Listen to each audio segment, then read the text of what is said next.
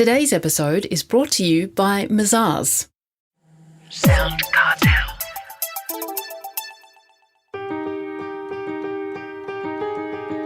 From SoundCartel, I'm Nicole Goodman, and this is Business Essentials Daily.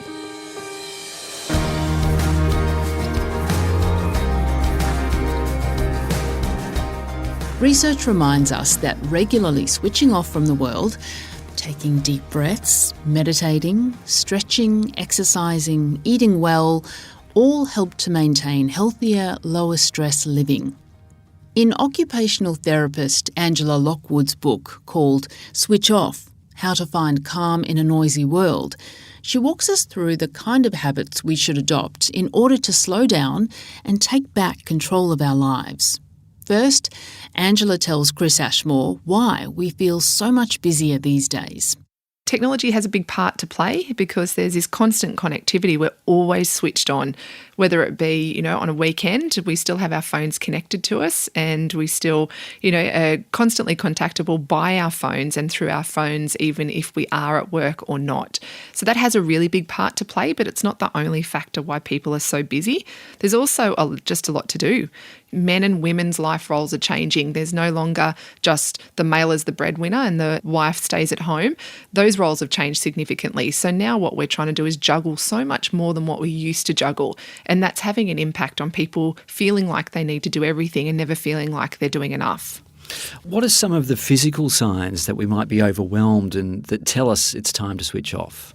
We've got those real physical things that we all know. It's that persistent headache or the lower back pain that's sort of been niggling for a long time. It might be tension in the jaw, maybe feeling a little bit sick on the belly or having a head cold that won't go away. But there's also psychological signs and symptoms that we really need to be aware of. And that's things like feeling really snappy or a fogginess of not being able to concentrate or wanting to go to bed earlier or even wanting to stay up later. And so some of these behavioural things we need to be aware of are just as important and can give us a really good insight into how we're currently functioning than just the general headaches and feeling not unwell. So that snappiness and people saying, hey, what's wrong with you? You seem stressed, you look sick when you're not. It's all those things that we really need to tap into and be aware that those things are telling us it's time to slow down. So how do busy business owners flick the switch? What habits can they adopt to slow down and take back control of their lives? Look, we all know business is fast moving nowadays, is that we've got so much to do that's constantly being added to our plate and we're trying really hard to keep up with the constant pace of change. And one of the things that business owners really need to realise is they can't do it all. As much as you try to cram more things into your day, it adds to that sense of overwhelm. But the very first thing that business owners need to do is to adopt some really healthy habits for themselves.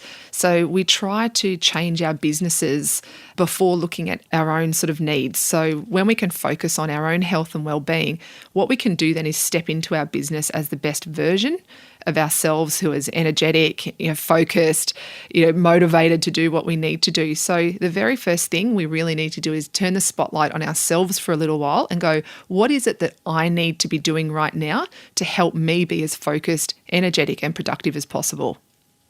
Now, you have 3 phases anyone can work through to achieve control in their lives. Can you take us through them? I can. And the phases of switching off is important because it's not a matter, there's no big red switch sitting in front of us that we can just hit when we're feeling overwhelmed and everything goes away.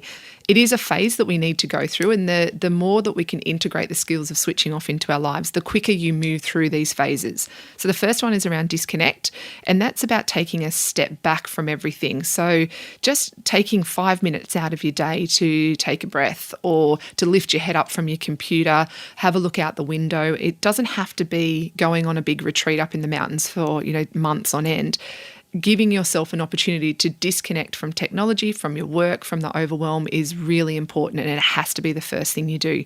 The second phase is around re-energising, and re-energising is about creating some really great habits that allow you to clear your head when you're feeling overwhelmed. So it might be things like writing your thoughts down. It might be things around your own health habits. So getting outside and going for a walk or, taking a lunch break would be a good start for lots of business owners.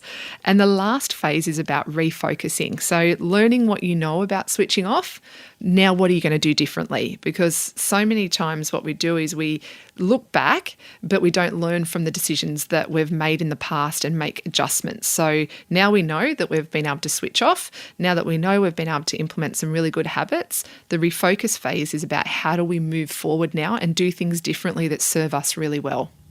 Well, you touched upon health just then, and health really is an important one. How do we ensure we eat well, sleep well and get enough exercise? We all know that this is important to do, and lack of information is not a problem. All you need to do is Google health or well-being and you've got millions of pages that will come up to give you advice. What I say to everybody, and what I talk about a lot in Switch Off, is creating your very own habitat for health. So what is it that you can do in your reality of life? So you might have kids, you might be a single parent, you might be somebody who lives on their own, you might be a shift worker. Look at your current situation and go, well, what are some of the really simple changes I can make in my life? And it might be through getting more sleep. It might be through just eating a little bit more healthy. Or it might be, which is often what I find through doing a lot of mentoring with very busy business people, it's through preparation. So making sure you're prepared and you have really good structures in your life that help make health really simple and very easy to do. We create systems in our business because we know systems help streamline the way we do things. It's equally as important to create systems in our personal lives that will help make living healthy and being able to switch off really simple. Well, are there any other final reminders, Angela, about how we can reconnect and have a more fulfilled life? It's really important to realise that the centre of everything that we do is ourselves. And it can feel a little bit selfish sometimes to go, I'm going to focus on my own needs. But ultimately, everything falls on your shoulders. So particularly as a business person, there's a lot of responsibility on you.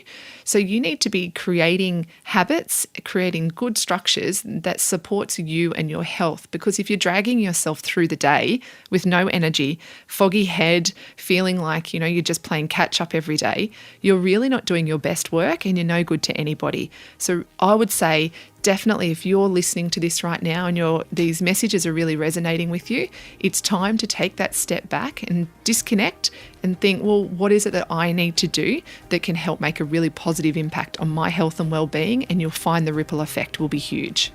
That was occupational therapist and author Angela Lockwood.